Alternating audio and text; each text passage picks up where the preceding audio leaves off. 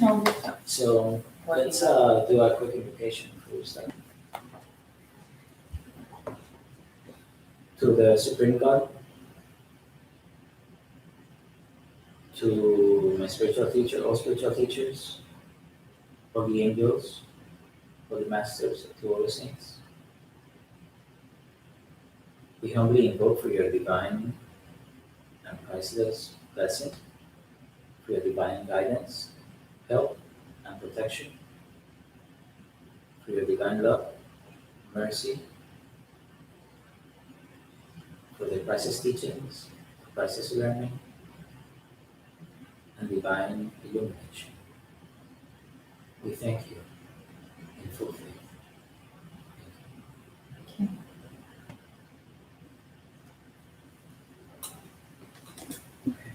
So, welcome back to the studio.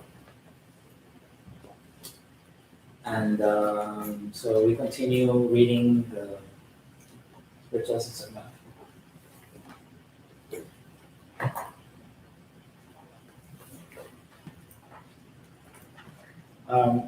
And we're still in chapter 4, yes, Chesed.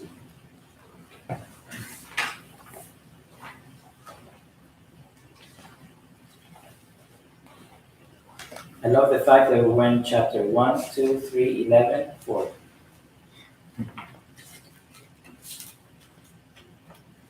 Okay. So last week we covered the giving the way to prosperity and the kingdom come, yes? Did we do love as a gateway to illumination? We did. We did, right? Yes, we did. Okay, so today we get to auric cleansing and achieving inner calmness. Then the author talks about Chinese and Indian correspondence of Chesed, energizing the physical aura through the back chakra. Oh, that's very nice that he's sharing that there. The physical permanent seed, the fourth commandment, and the divine name of Chesed. So let's see what we're gonna cover. Ambitious. Okay. So the author. So who does not have the book? You don't have the book, and you have the book. Okay. So we read.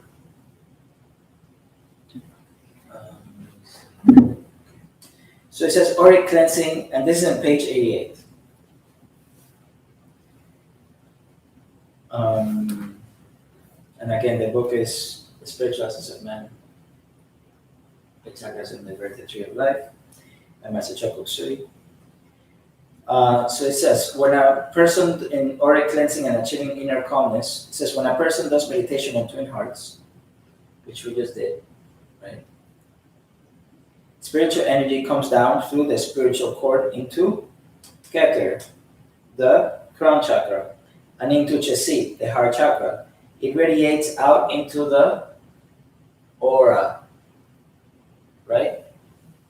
Causing turbulent, noisy thoughts and emotions to be flushed out or disintegrated.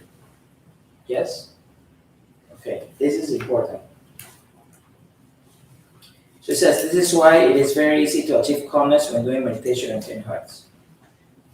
Now, I think this section is very, very interesting, also very funny.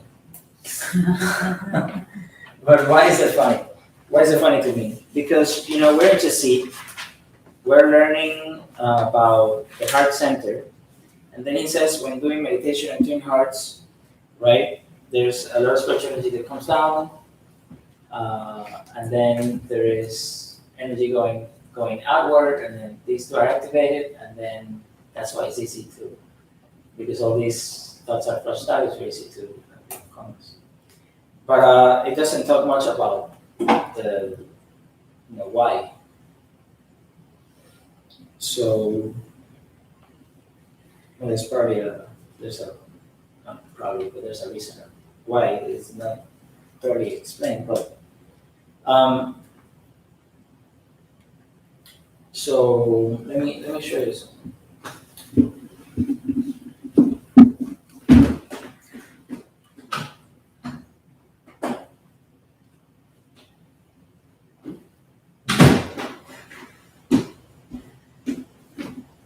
So this is another book from Master Book Suite.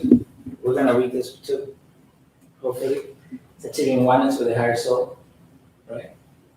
It's a very good book. In here, I just want to show you a picture of what it looks like when people are doing meditation on twin hearts.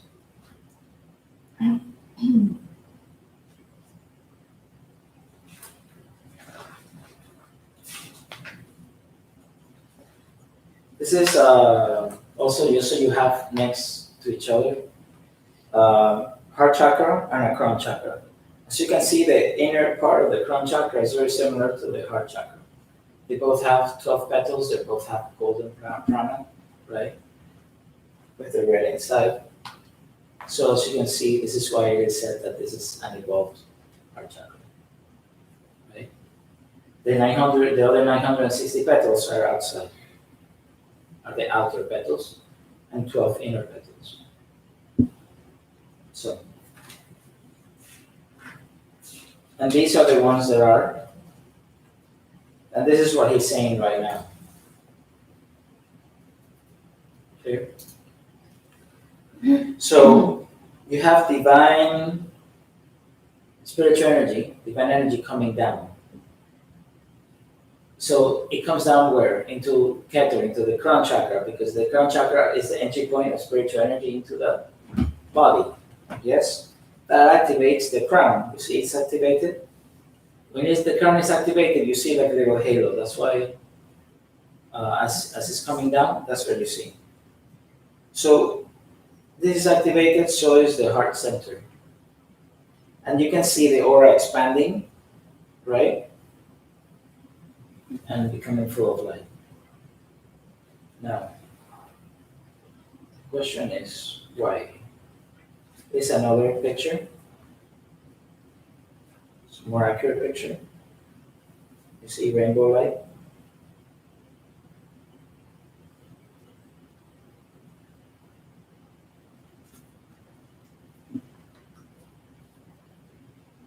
I'm not going to explain that picture. But yes.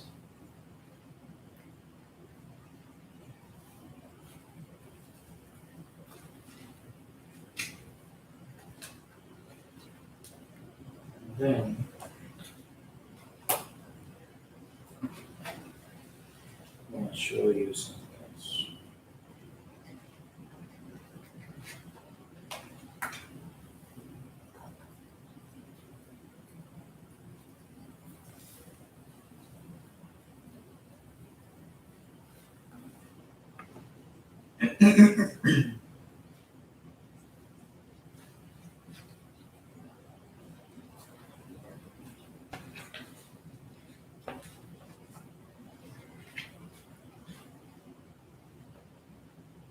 You know how books back in the day had a list of illustrations of plates? I miss that from the new books.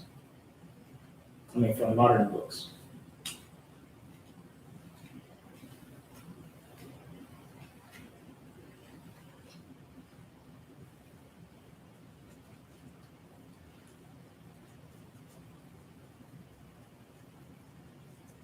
In any case. So here it is. Okay. So this is a picture of an aura with lots of inner noise. This is not uncommon. It's actually very common. You know, it's a rendition as best possible. It doesn't look exactly like this. It's always moving. But it's similar. See, the aura is kind of grayish, and it has all these different thought forms, right? It says clouds of emotions and thought forms within the aura of an ordinary person, someone who doesn't meditate, etc. But you know, there's lots of emotions, different things happen throughout the day, right? So it looks like this. So when you do meditation on twin hearts, so what happens? So you have the heart center, you activate the heart center, and in meditation on twin hearts, you just did it, right? What do we do first? We activate what? The heart center, yes? Yes. Okay. So you activate the heart center first, so that you can activate the crown, right? After. So then, and then there is a downpour of spiritual energy into the body. This highly activates the crown center, and there is a connection between the crown and the heart. So, right? So these two become highly activated. Plus, you're using them throughout the meditation, so they become more activated. More divine energy comes down. All of this divine energy, as it is said, it flushes out.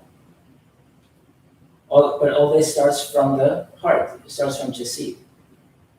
What is used in meditation into hearts? Because you start from the heart center. You start from Chesed. It's all about. It all starts in the heart. Why? Because you need personal love before you can feel universal love. You need to activate the heart center before you can activate, truly, properly activate the crown center. That's why it's here. That's why it's in this chapter. Aura cleansing, right? And achieving inner calmness. So what happens? All of that can be cleansed, or most of it can be cleansed, or help to be cleansed through that downpour of spiritual energy that begins through the heart. It is the key to that. At the same time, when you focus on the heart has the property to make you more receptive. To make you more receptive. That's why sometimes you tell people smile.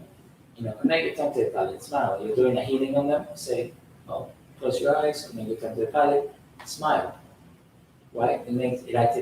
It helps activate the heart center. It makes it more receptive. So, it's the same as people do when you have a business and they say, you're working in a retail store, or they say, every time someone walks to the door, smile and say hello to the customer, right? Because it's more welcoming. Welcoming is another way of receptivity, right? So you are giving love. It makes a person more attuned, or more willing to at least be receptive, to be loving, all these things. I'm sure they don't do it specifically for that reason, but it's for them to feel welcome, to feel at ease, so they can shop better. And so they can spend more money, and then we have again the heart as gateway to prosperity. No, but this is true. So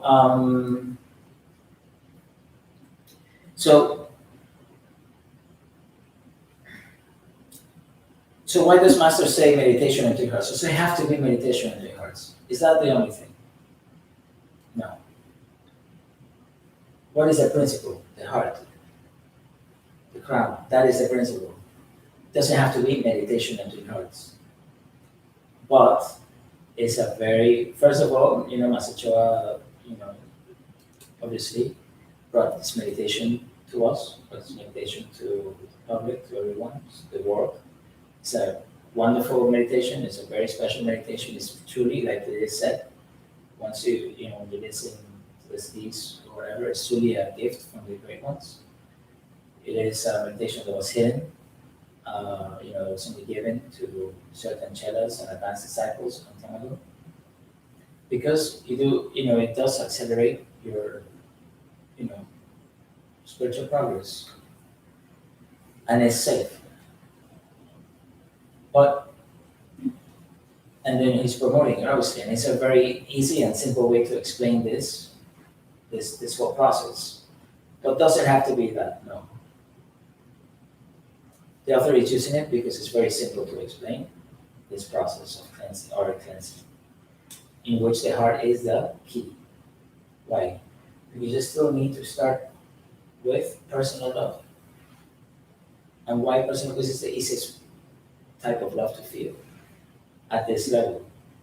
In our world, in the, here in the where we are right now, the physical plane, it is the easiest way to feel love is through personal love. Love of friends, love of family, your loved ones, your children, your family, your lover, everything. So personal love is and that comes from the heart center. So it's basically saying that's it. Now,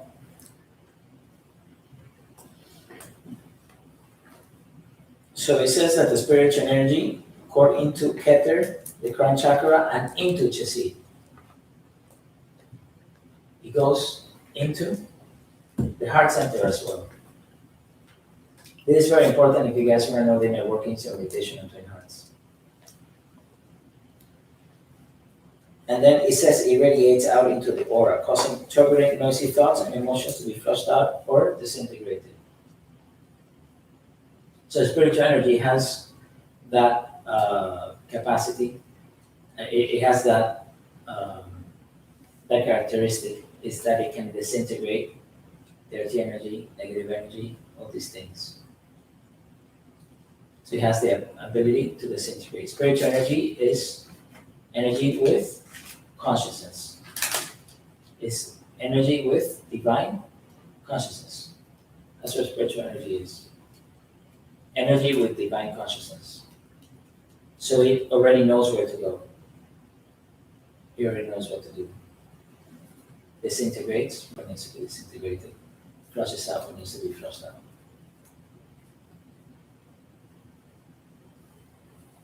So, and then it says, this is why it's very easy to achieve calmness when doing meditation and twin hearts.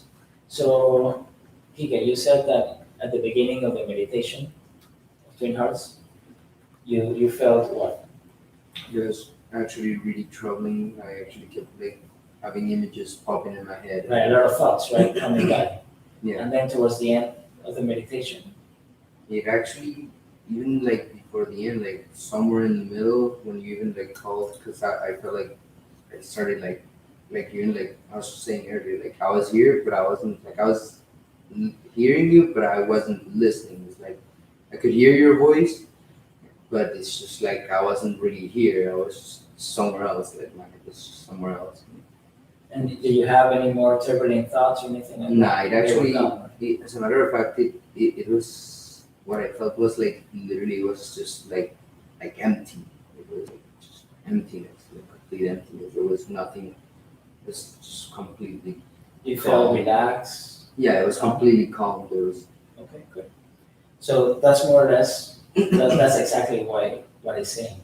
But why? Because the energy comes out and it helps flush all these things out.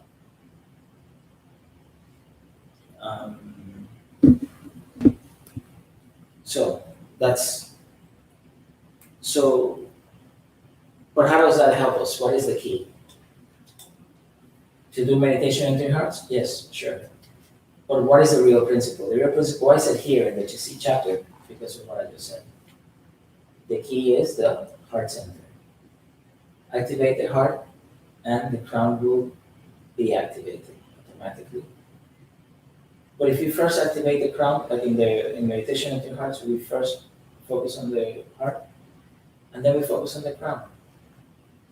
Because once you focus on the heart, it already starts making the crown more receptive. And you're already going to the crown with love.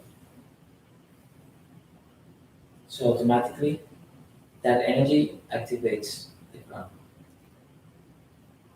That's why it's here. So the beginning of inner calmness, the beginning of auric cleansing, begins with the heart, with love.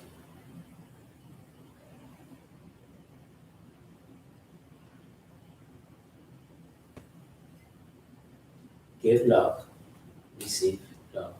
Is love calming? Yes. Is love peaceful and kind? And that's what you give. You give that to your heart, you give that to your crown. Automatically, this is also you already putting yourself in a position to be receptive, to receive. Divine energy comes, it flushes the rest out. These things are not yours. They get disintegrated, they get flushed out. When you give, you should receive. You give love, you get love. And love is calming and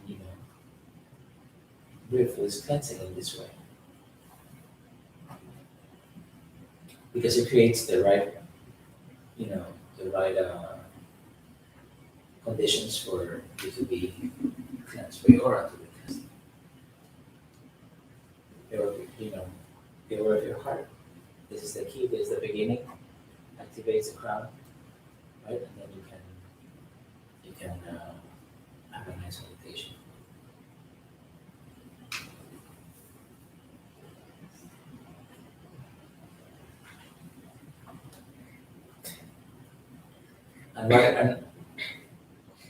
What is it that and that so the heart is the trigger, but what does the actual cleansing? Spiritual energy. The spiritual energy. Where does the spiritual energy ultimately come from? Divine. The divine. The divine supreme one, right? Divine supreme being. So what is the most important thing? Divine supreme being. We're just talking about this, that this is the key, this is the right. What starts the whole thing going? But what actually does the cleansing is the divine energy. Also known as the descent of the Holy Spirit in the Christian tradition.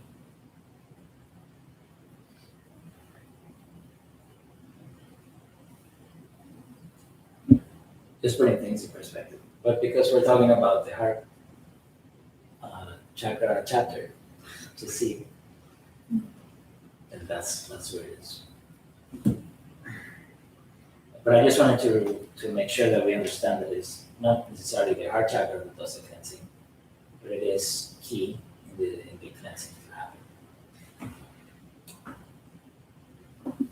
Okay, so the next section, Chinese Nemean correspondence of Chesed. We are on page 89. We made it.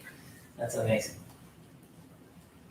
Okay, so in Taoist yoga, it says, page 89 at the top. In Taoist yoga, the front heart chakra corresponds to Yu Tang. Please forgive my pronunciation. Which means whole of jade. In Chinese medicine, it corresponds to the acupuncture point RN CV 18. The Sanskrit term for the front heart chakra is Anahata chakra in Tamil, southern India. Its correspondence is Kadir. The back heart chakra in Taoist yoga corresponds to Ling Tai, which means divine or spirit's platform, or temple of the soul. In Chinese medicine, it corresponds to the acupuncture point DU GB10. In Tamil, in southern India, the correspondence of the back heart chakra is Mel Kala Barman. Now, today is very interesting. So the front heart chakra is called the hole of jade. Why is it called hole of jade? What color is jade? Green. Green, huh? Okay, wow, that's interesting. Didn't we see that the chakra was gold? Why did they call it the hole of jade? People must be, they may need glasses or something. Anyway, something very interesting. It is also called in the Hindu tradition what? Anahata chakra, right? Okay, so this is Anahata chakra from how the heart chakra is represented by the Hindu tradition, right? What color is this? Right. Green. Oh. So yeah, like jade. But you see what color is the star inside? It's a star of David, right? Green. With energy going down, no star of David. You have a triangle going down, a triangle going up. It's a star, right? It's green. Why green? Everything is green in Anahata Chakra.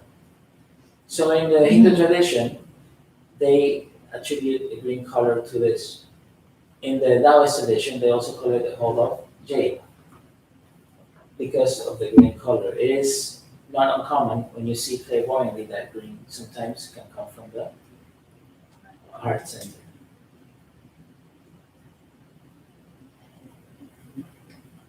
It's love energy. It's not to it's not where you get green from, but it is you know it is not uncommon to see green energy coming out. Like loving energy can be sometimes green. It's pink. It's healing. It's That's healing. what I was gonna Yes, because it's healing. Okay. So now in the Bhakra chakra, in Taoist yoga, it says Lintai, right? It says divine or spirit's platform or temple of the soul. Why platform? So platform, what is a platform? Like the foundation. Surface. A surface, a foundation, but also something to go for, like a platform is also like where you push yourself from, right? Something to go somewhere where you can jump, or you can fly, or you can um, go forth, right? Or you can ascend. It's a platform, right? That is on high. You can, you can step and go. So the question is why? Where do these names come from? Divine platform, spirit's platform, or temple of the soul? So it is that from that platform, right, that you can achieve heaven.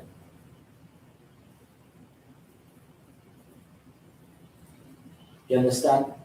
So when the divine energy comes down, then the energy starts coming up, right? And it is then regulated by Mega Man Chakra. The Mega Man Chakra, right behind the navel, there's a chakra called the Mega Man Chakra. It transmutes the lower energies into more subtle energies so that they can be digested by the higher chakras, right? It's right back here. So I'm gonna go to page 172. So that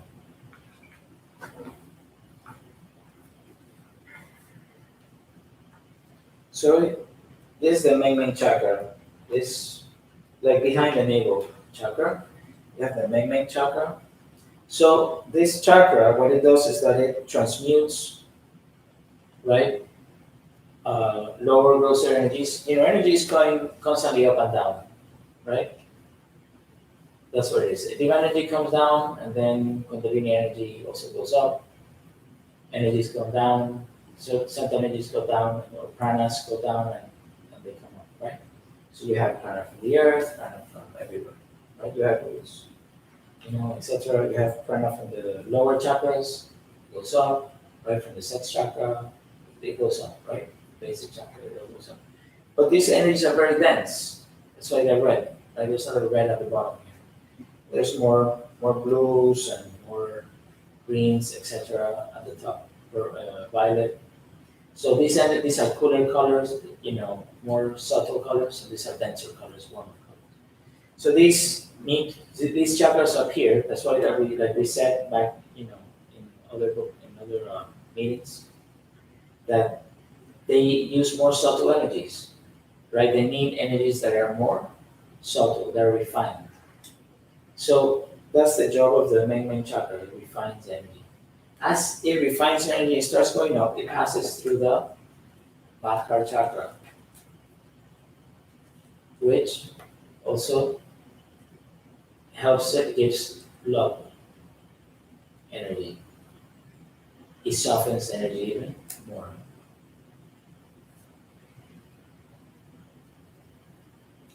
And it also has like an enhancing effect in the certain qualities of the energy. So when you are, that's why some meditations, when the energy is coming up and you stop, and sometimes they stop at the back part, they say enjoy, because you feel like an expansion in your heart center, right? And then it goes up. Regardless, the front heart chakra becomes energized through the back heart chakra, which is going to come up later in the book. So the back heart chakra, the front heart chakra gets in, it should never be energized through the front, because it controls the heart. That's why you never energize the front heart chakra. It becomes energized from the back heart chakra. So there's no heart issues, because the heart is a very sensitive organ. So then you energize from the back heart chakra. But also, as the energy goes up the back heart chakra, it also activates the front heart chakra. So through love, right, from the back heart chakra, through love, you also achieve heaven. So it's this platform of the spirit, because from this realm, you can achieve heaven, or you can achieve, right, enlightenment, or you can achieve oneness with your incarnated soul, with your higher soul, etc., through love. So it's that platform to go into the heavens.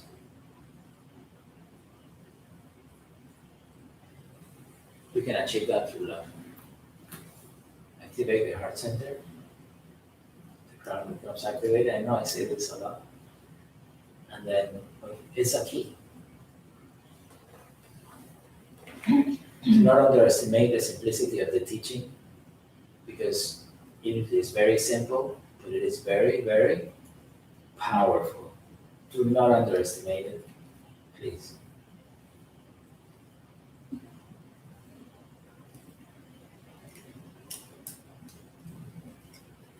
It is so simple that we miss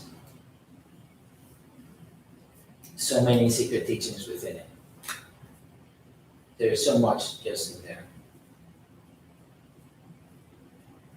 You are being taught through the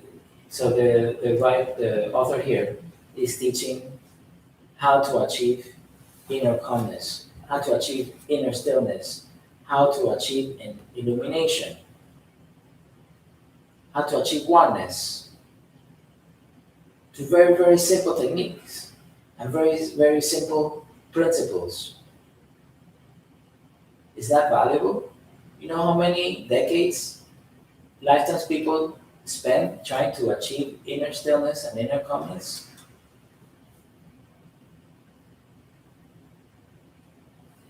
And the author is spoon feeding the reader.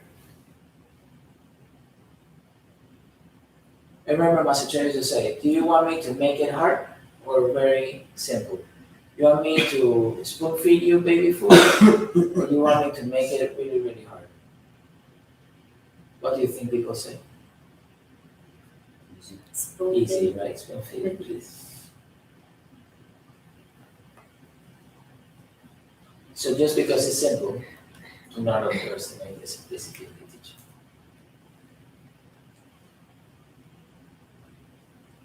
So then he says, energizing the physical heart to the back heart chakra.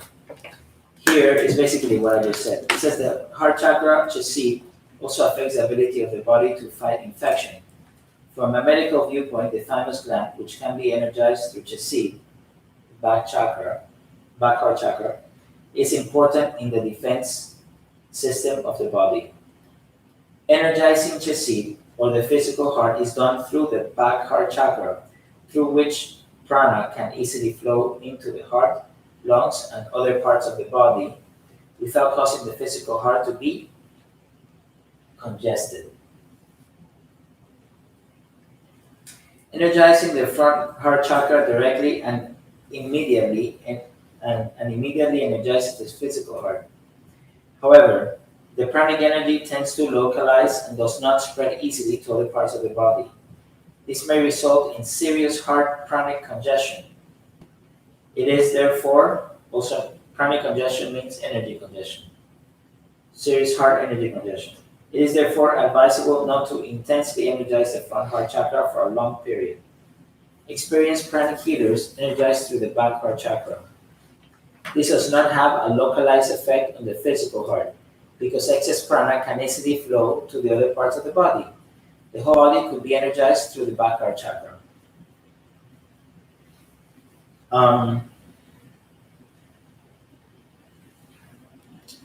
That's why he said at the beginning that it can easily flow into the heart, the lungs, and other parts of the body without causing the physical heart to be congested. Because not all the energy goes to the heart. So you can energize the entire body through the back. Exactly. So I was gonna say that just now. So one of the most important things in this section is that last part. Why? Because it says, last sentence, the whole body could be energized through the back heart chakra. Shayna just also caught that. Why? It explains also what we were reading before in the auric cleansing and activating of achieving inner calmness. So if the whole body can be cleansed through the back heart, energized, it can also be cleansed. So divine energy comes down through it says, doing the meditation of twin hearts, spiritual energy comes down into the crown center and the heart center, right? It's coming down, because divine energy is coming down also, it's actually, and it radiates into the entire aura. How does it radiate to the entire aura? Because of this. Right, it also affects all the chakras, also affects, etc. But this is one of the many ways that it radiates into the entire aura. But why? Because it also, through the back heart, it energizes the entire body and the aura, etc.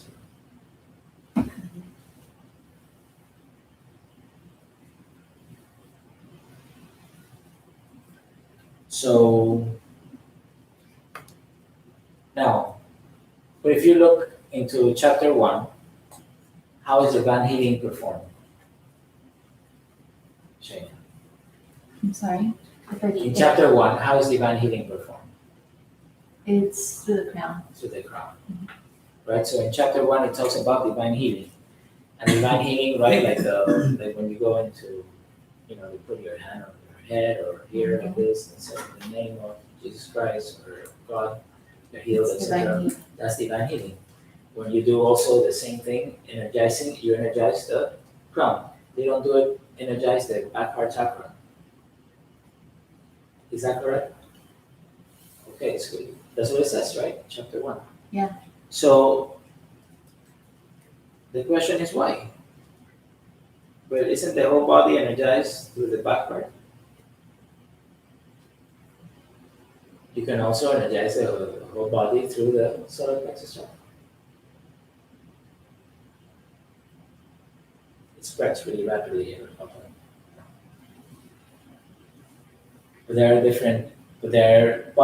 there are different applications for this.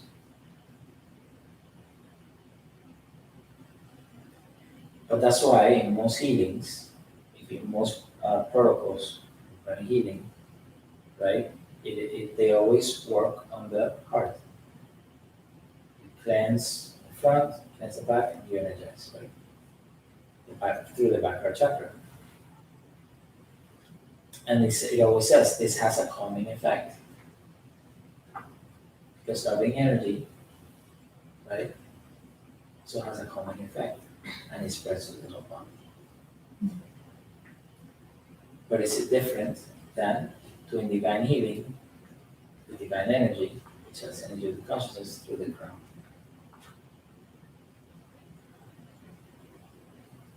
So,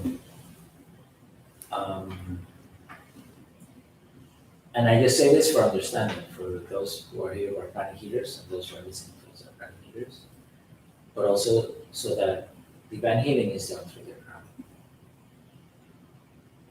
But we have the understanding that when we do energize the backward chakra, the heart chakra through the backward chakra, it also not only affects the heart chakras, but also it affects the entire body.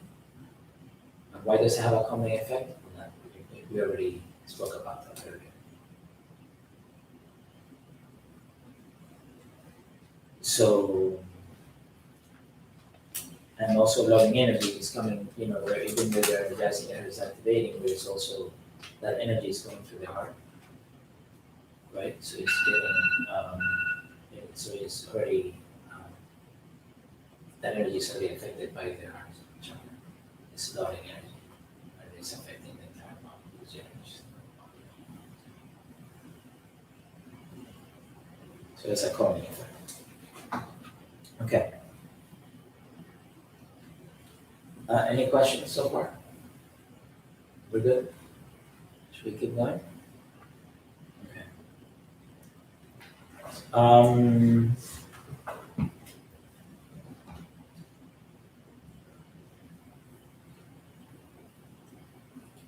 I want to take a quick 5-minute break. I think we need it. Let's take a break. Let's digest what we already spoke about. And then we'll cover, I think we'll have time to cover the physical permanency. We'll see if we can cover the fourth commandment. And if not, we'll cover it next week. But we can definitely get into the permanency. So let's take a 5-minute break. It's a great book to explain this. Next section. Because it has pictures.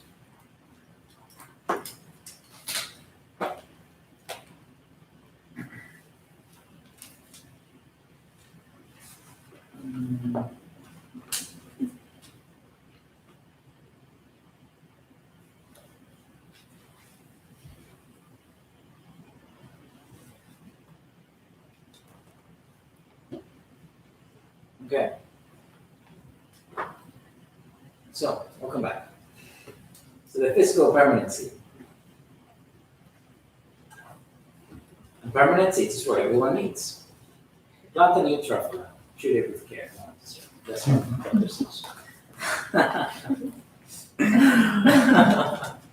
Give it fresh water. Give it, feed it clean air. Protect it from access that hack. And then one day the Lord and all of his friends.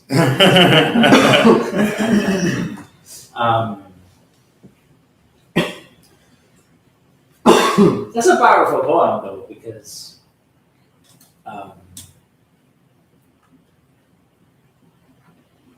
seeds are everything, right? Our teachings are seeds. Actions are seeds. Truffle trees. That's what everyone needs. But the seeds grow, just like you are a seed, and you grow, and we grow, right? Like me, everybody.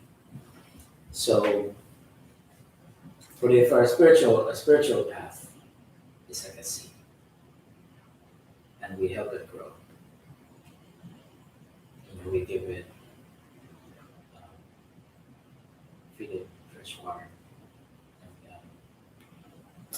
give it clean air. So, fresh teachings all the time, proper practice, right? That is fresh, that is healthy living. Protect it from access that happen.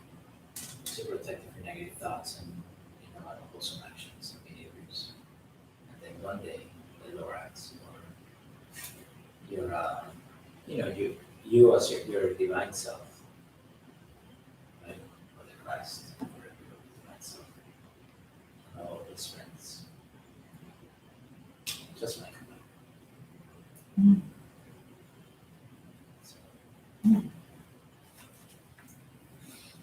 So I like that Dr. Seuss. That's cute. It's pretty cool.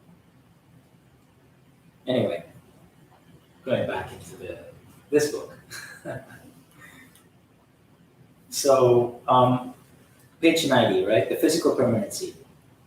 So the author says, the physical permanent seed is located in the heart chakra, Chesed, and the physical heart. The physical permanent seed is also called the life seed. The life what? Life seed. Since it gives life to the physical body. From the higher soul, soul life energy is infused into the physical permanent seed. What type of energy? Soul life energy is important. Soul life energy is infused into the physical permanent seed from where it is distributed into the different parts of the physical body.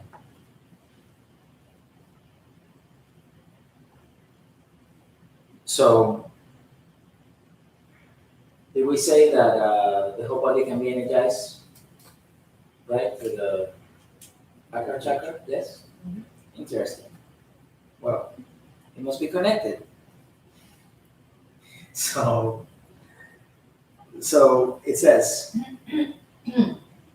from the higher soul, soul life energy is infused into the physical permanent seed from where it is distributed into the different parts of the physical body, making the body whole and integrated. Making the body what? Whole and integrated. Whole and integrated. Did the author say something? This is really important. Which body? All of the bodies? It says, this is the physical body. It says it distributed into different parts of the physical. What are the different parts of the physical body?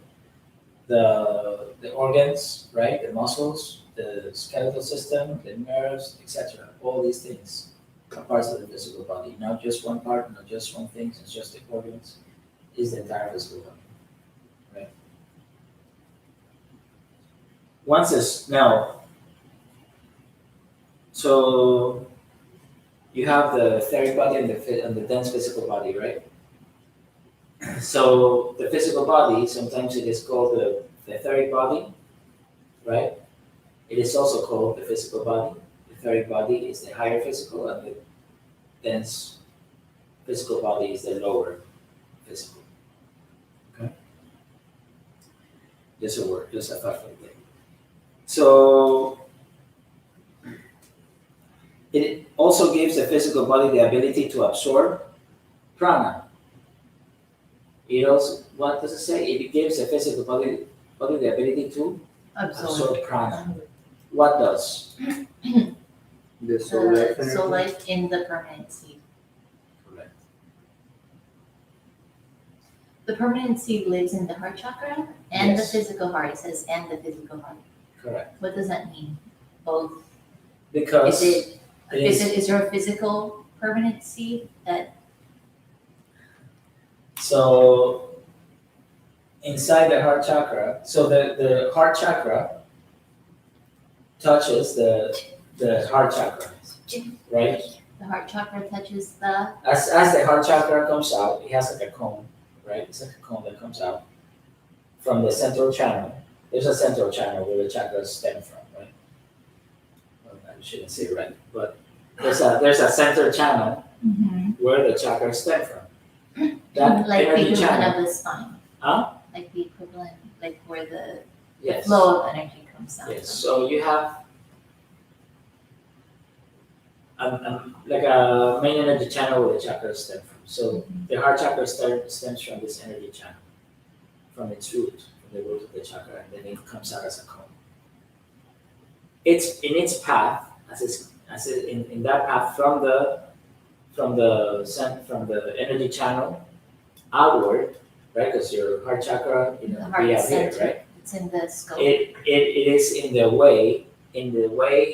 its way outward, it finds the heart. You understand? Mhm. It's not like the heart chakra starts from the heart, it starts from that energy channel and it comes out. But in its way out, it touches the heart. And so that's why it is said that the physical permanent seed is lodged in the heart chakra. because it is inside the heart chakra. It passes, the heart chakra passes through that, right? And it is also inside the physical heart, because all of that is there together. It's just that the heart chakra is not physical, right? So, but the permanent seat is there, and the heart chakra, it's also, it all touches, it all is in the same path, Mm-hmm. intersects. That's why.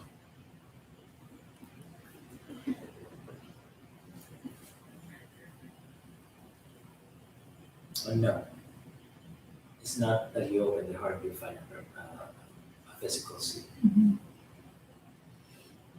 It's energetic.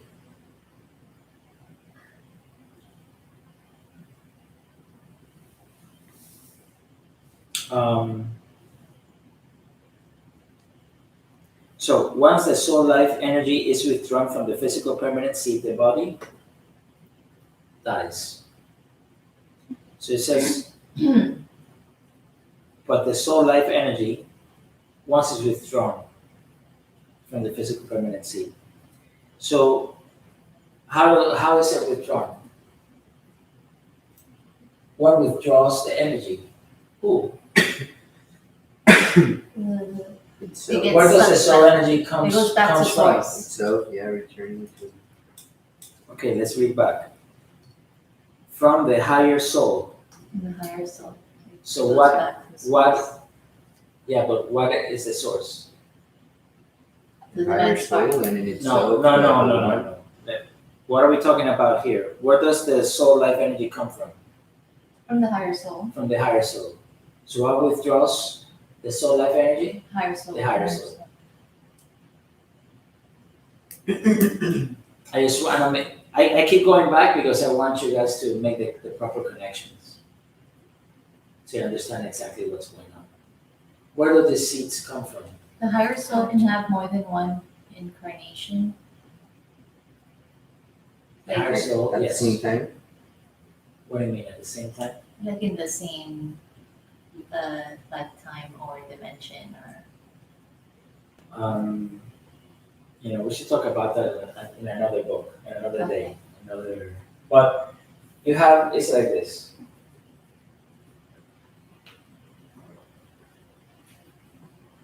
it's like the idea of monads and all that. Okay, so look.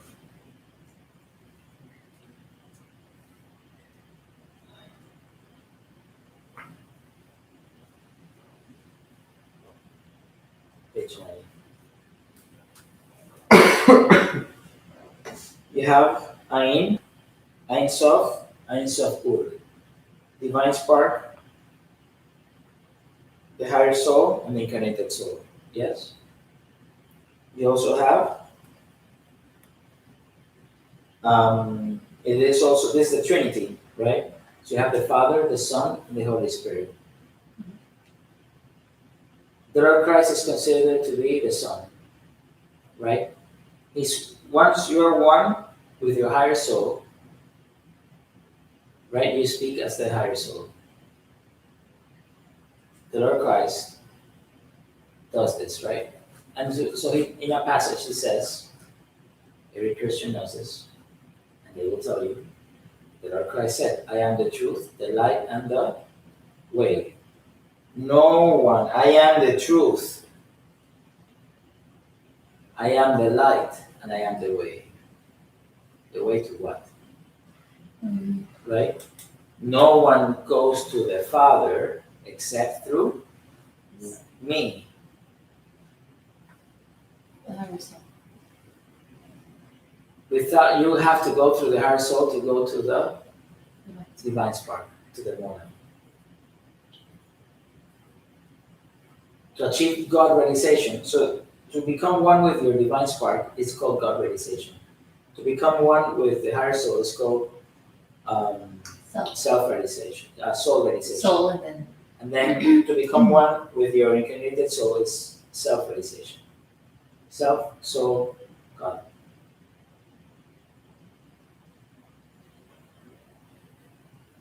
No one enters the Father except through me.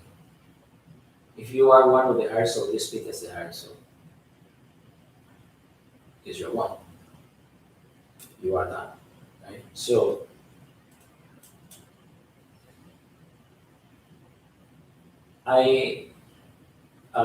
so I'm not gonna answer that question. I don't know.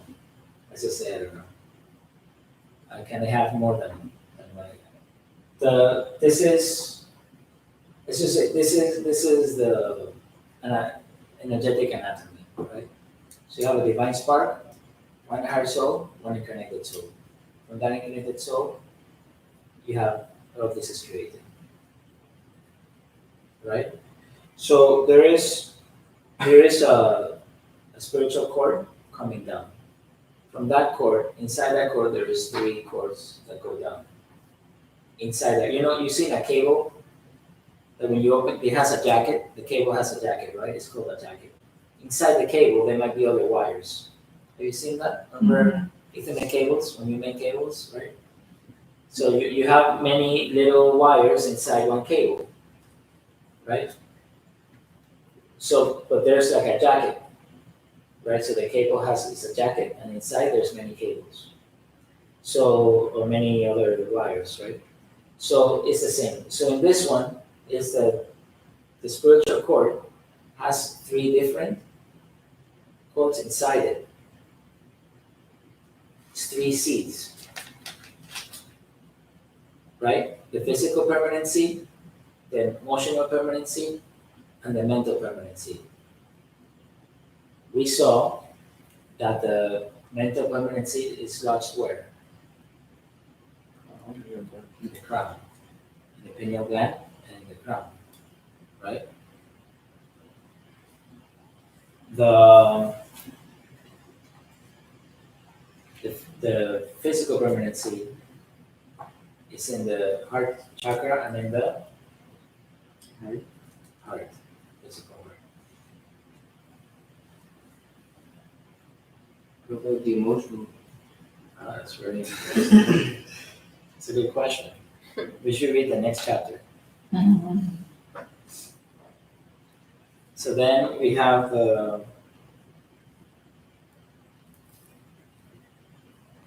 so on page 90, it says, before the higher soul extends a portion of itself downward to incarnate, what soul? The higher soul. By the way, what is the name of the higher soul in Kabbalah? Ein Sof. What is Ein? Ein is the divine spark, right? The top one. That's Ein, the Father, right? Ein means no. So they call it nothingness because it says no. It's the negation of anything that you can think of that exists, because it's trying to say that it's transcendent. It's not that it's negative, and it's not that it's no, but it's just saying it's nothingness. And it's not that it's nothingness, it's everything. And there's something that is not understood sometimes. Nothingness, nothing doesn't exist. Okay? Nothing doesn't exist. So it is important to understand this, because there's always something. Even at the subatomic level, there is something. There's always something in the space. There is something. There's atoms of something. There's energy of something. It's electrons of something. And even in that space, there's something. There's dark matter. There's always something. In between us, there is air. There's always something, right? So nothing does not exist. And when you refer to nothing, I experience nothingness. That's something. You understand, you're giving it a term. So the nothingness, it doesn't mean that that is blank, that is empty, that is nothing there. No, it's on the contrary, it's everything. It's just that you cannot limit it with words. You understand? It's divine, it's this, but it cannot be that. So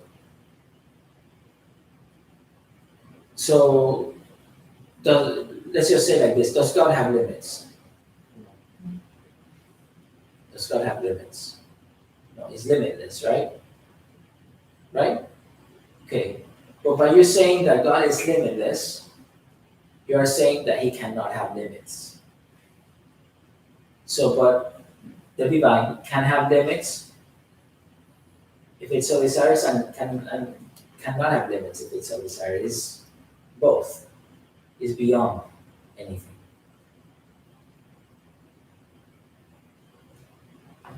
Do we have limits? We don't think we do. But if we are the divine, we don't. But we're here with limits because we wish to have them or we or whatever. You understand? So, but in reality, we're limitless. So these paradoxical questions that are constantly that exist, is beyond good and evil. Is beyond the pairs of opposites. Beyond limits or limitless. It's beyond words. It's beyond thoughts. It's beyond emotions. It's beyond anything that we can imagine. Because anything that we can imagine is contained and is constrained to the laws of our thinking. You understand? So, if you right now let's do an experiment real quick. Try to think of a creature that does not exist. Ready? So this creature cannot have any color that you have seen or that you know of. It cannot have any shape or any lines that you know of. It cannot have curved lines because you know curved lines. It cannot have any type of shape that you know. Any type of parts of an animal or a creature that you know. It cannot have eyes because you know eyes. It cannot have a nose, not a mouth. And it cannot be a blood because you know a blood. It cannot be smoke. It cannot be smoky because you know smoke and you know smoky. Can you imagine even a part of it? No. And if you tell me yes, you're not doing it right. Because everything, Yes. because everything that you're thinking, you have seen. This is beyond that. That's what the word ayin means. Whatever you're thinking, that's not it. No. That's why they put the word no. It's not because it's negative, it's because it's beyond what we can think. Beyond what we can know. It's beyond limitations. It's beyond encasing. It's everything. It's nothingness, but it's everything. Beyond that, all comprehension and all, it can only be experienced. It's like trying to explain love to a little kid that has never experienced. And what do they always ask? What I asked. So how do I know when I'm gonna be when I'm in love? When I get And they what is the answer? What do they tell me? They tell me, well, you'll know. Oh, you'll know, right? You'll know when you feel it. You'll know. But how am I gonna know? You don't explain to me what it is. It's like, how am I gonna know? Don't worry. You'll know when you'll know. So, but it can only be experienced, right? Can you explain it? No. Sometimes you think you know. Sometimes you think you know. But even whatever speck of love that you feel cannot be explained. People will try to tell you, oh, you feel something here, or you think of the person all the time. But does not explain what love actually is. Can anyone here explain what love actually is to someone that doesn't know? We all understand what we're talking about because most of us have probably felt love or got falling in love at some point. So then we know. But if the other person doesn't know, you can't explain it. It has to be experienced. It's like skydiving. It has to be experienced. You understand? It's surfing. It has to be experienced. You can see, you know, but they cannot explain to you the feeling that they have when they're riding that wave. And even if they explain it, It's not the same as experiencing it Correct, it's not the because you same. don't really know until you feel it. Until you feel it. First time I first time I caught a wave, like an actual wave that went into the green, right of the wave, not the foam, just the actual green. I caught it. I got to the beach. People they didn't even see me. Right? Like some people saw me, oh great, whatever. But some people didn't even see me. And they looked at me as I got out of the water and they knew I caught my first green. They're like, okay, so because then you change and then those that have experienced it, they know that look, they know that I'm like, oh, you got it. Okay, so you know now you know what it is like. So there are some things that cannot be explained with words because words are too limiting. They have to be experienced. And so that's what the Ayin is trying to say. It's not that it's a negative word, it's not negative, it's just saying. And even the concept of nothingness, it's just, or emptiness, it's a concept because in emptiness there's everything. All is in the emptiness. It's just emptiness of thought and of emotion and all these things that are not true then. Emptiness of all those things that are limited, that can be explained and all that. It's not the whole. And that's what that means. The void is devoid of all that is not fathomless, that is, everything that is limited. But when we see emptiness, when we see the void, when we see nothingness, we don't understand it in that way.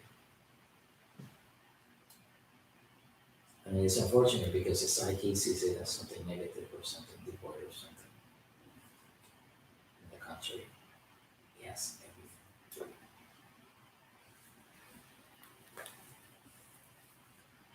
So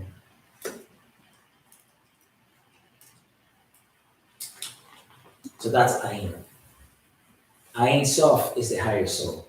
And we'll start with this one to say what Ayin Sof was. Ayin Sof means? No. Sof means limit. No. Ayin means no. No, limit. Or in English will be limitless. Limitless. Right? Or infinite. Right? No finite. No end, right? So no finite, limitless, or infinite. Infinite what? Infinite source. Infinite source of what? Of light, or soul energy. Soul life energy, right? So it's the infinite source of light. And what is infinite light? Ayin Sof, Ur. How do you say light in Hebrew? Ur. So, what is the incarnated soul called in Kabbalah? Ayin Sof, Ur. So, what is the infinite source of the higher soul? Is the infinite source of light, of Ayin Sof, Ur. Because the incarnated soul comes from the higher soul. So that's what it says here. Before the higher soul extends a portion of itself downward to incarnate. So when the higher soul, Ayin Sof, pours a portion of itself downward to incarnate, how does it do that? It pours a portion downward, and then it creates the incarnated soul. It consults first with an extremely intelligent higher being. With the help of this great and superior being, a plan or destiny of the person is formulated and encoded in the physical, permanent seed. Therefore, the physical permanent seed contains your destiny. So there are people trained to read the physical permanent seed. They are rare, very rare. But what happens? They can read the blueprint.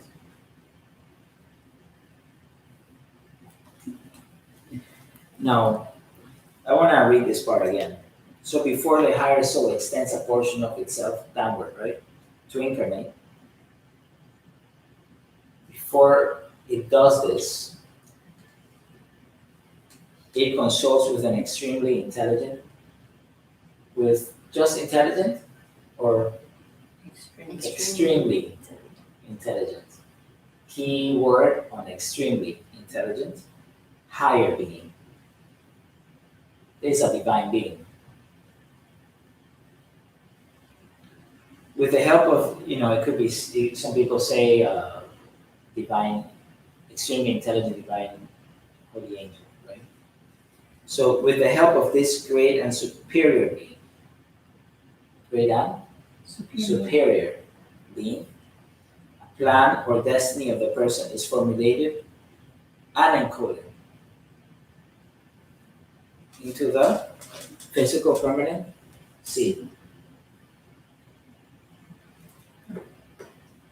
When the incarnated soul is then created, after this is encoded, with the incarnated soul is created, and then from there, 3 seeds come down. From those seeds, your physical body, your emotional body, your mental body are created. From each of those seeds. Can that coding change? Everything is possible. Just because things are possible doesn't mean they're easy. Look,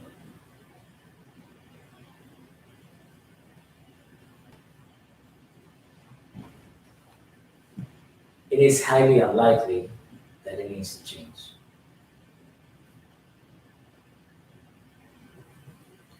It is what? Highly unlikely. Unlikely. When I say highly, I mean highly unlikely. Why? Because these are extremely intelligent beings. Thank you. You guys read it. That's it. I know what They're extremely intelligent, superior beings, right? So it is Extremely intelligent, superior. exactly a lot more to it. Extremely intelligent, superior, divine beings. Don't So- mess with them. It's No, I'm not asking. I'm just wondering. I know anything's possible. I'm wondering what that process looks like in terms of the 3 seeds coming down. Like, how is that encoding? I'm just thinking.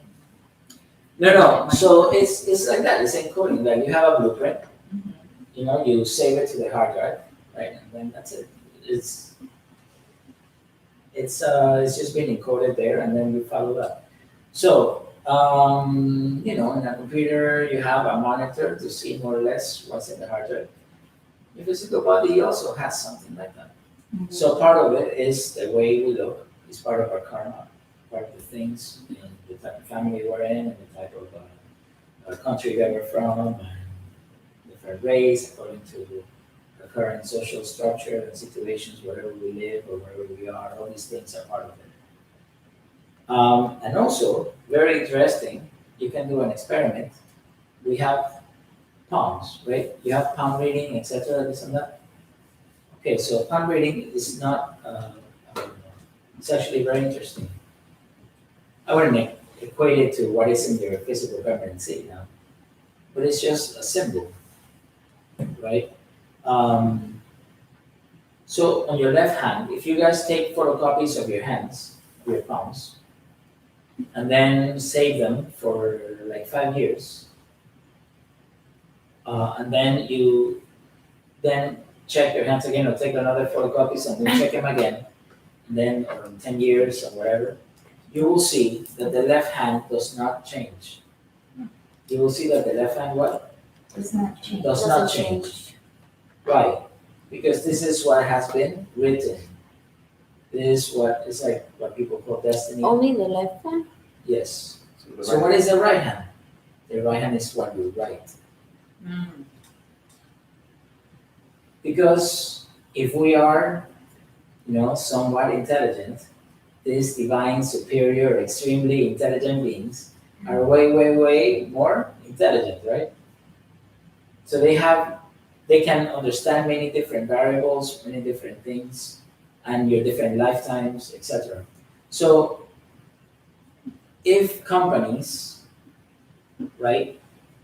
Companies, and Mara here can tell us since she already just finished the taxes for half of Miami. So then, or a big portion of Miami, right? So then, because she can tell us that companies already have set up, laws for the end of, they already account for some loss of product or some loss of any way, and then they write it off in their income tax, right? Oh, there's some inventory that got stolen or this and that. They already plan ahead of time in their year plan or even before. They already plan for a percentage of their to be lost, of their assets to have loss. So, or to things to change, because things change. When you have a very good trip planner, they have different things that can happen in the trip. They already know, right? The tourist agency, they take you, okay, we're gonna come here, here, here. They already know you're gonna wanna go to this little church over here, to this little other church over there, or you're gonna go to a little field that is not the Queen Shiva's Palace. You're gonna go to the field in front. You're gonna anywhere, you're gonna go to different places that are not in the itinerary. You're gonna take longer. You're gonna do this, or you're not gonna want to stay in one place for too long. They didn't like it, so they have other things that they have available to, come up with a time or to, that shorten the trip or something because running out of time. So this happens, and they'll tell you half the trip. Look, we spend all this time here. We're not gonna be able to see this and this and that. You have to decide what you're gonna do. So you account for these things to happen. So this is the plan. And there are some things that you have to do 100%, and there are some things that are Like plan B, plan B, yeah, plan B, exactly. plan Okay, C. maybe you get a little bit, you get it over here. I mean, but like sometimes life is like beating you up, right? Grabbing your head, because you're not listening, and you don't want to go through that way until you go. You get your head slammed into the ground, and you're like, oh, okay, I think I should go through. I've been suffering so much in my life, I don't know why. And then you finally get the message, and you start going where you supposed to go. Hey, it's never too late. Like 90 years old. Story of my life. So Yeah, then, so then finally, that happens. But sometimes things, you are in life and everything just falls into place. That's where, oh man, it feels like that's where I have to be, and then it just happens like perfectly, and then you're like flowing through. You're going with a plan, right? So, but life is certainly a combination of. So this is what you write. Maybe not at the same time. Maybe not where it's supposed to be. Whatever, this and that. Maybe you were supposed to have kids when you were 28, but you had them at 34 or something. I don't know. And it's fine. There's some things that can be moved around a little bit. Some of us, Others are like it has to be done at this time. some of us are a little more hard-headed than. That makes sense. So, the soul experiments. So it's called, when that happens, my soul is experimenting. So wasn't listening, I wanted to try this, see what happens. You know what happens. But anyway, so the left is what has been written, the right is what we write. Right? This is the itinerary for your vacation, the trip plan, and this is what you're actually doing in your trip. This is what you did. So that's why the right will change, the left will not. All right. So I think this is enough for today. Physical permanency, important. That's where your whole blueprint for your life is. And this blueprint is like something that is good to follow because it deals with your karma, it deals with many things that you should learn, that you can learn on your life. It's very good. It's and it's done for your spiritual growth. It's done so you can grow faster. It's not something that it's to help you grow. It's kind of like our Akashic records or just Akashic records is something else. Okay. But this is to help you grow. This is a plan done together with you as your higher soul, at the level of your higher soul, and with a divine being, great divine angel, super intelligence, so that to see what is the best course of action for your spiritual growth. It's like an advisor, right? Like a counselor, and to help you grow. I really do listen more to him. So, and that's that. So next week we'll cover the fourth commandment and the divine name of Chesed. But we can say that today. The divine name of Chesed is El, right? Those are the letters. I'm not gonna pronounce it. But it's at the end of many angel names, right? Like Miguel and Miguel, Raphael. In Hebrew it says that El means from God, right? So word of God is very important.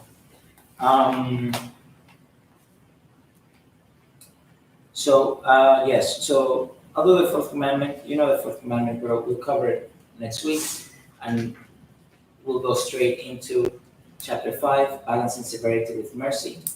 Jehovah, severity, which means severity, judgment, and strength. And if you go into page 99 in the Jehovah chapter, there is a subtitle there that reads what? Emotional permanency. Emotional permanency. So you ask me where it was, emotional permanency? That's where it is. Okay, next chapter, right? All right, so thank you. Shall we close?